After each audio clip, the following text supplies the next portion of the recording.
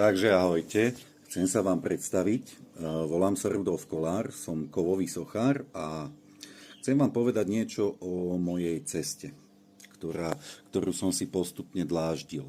Začínal som vlastne zhruba 20 rokov dozadu, keď neboli ešte sociálne siete. A vždycky v práci, keď som mal prestávku, tak som si robil nejakých panáčikov alebo proste nejaké zámky, hrady som robil.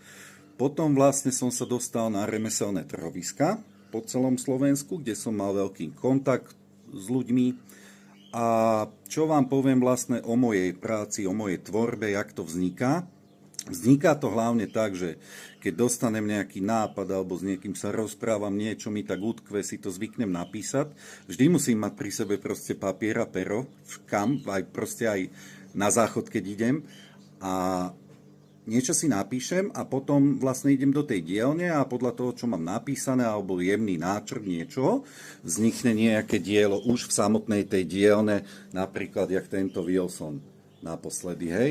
Takže ono to vzniká v tej dielni, hej, a aké mám veci a čo si ponosím, hej, chodím na tie šrotoviská, alebo teda známi ľudia mi už dávajú hocičo a je sa na čo tešiť.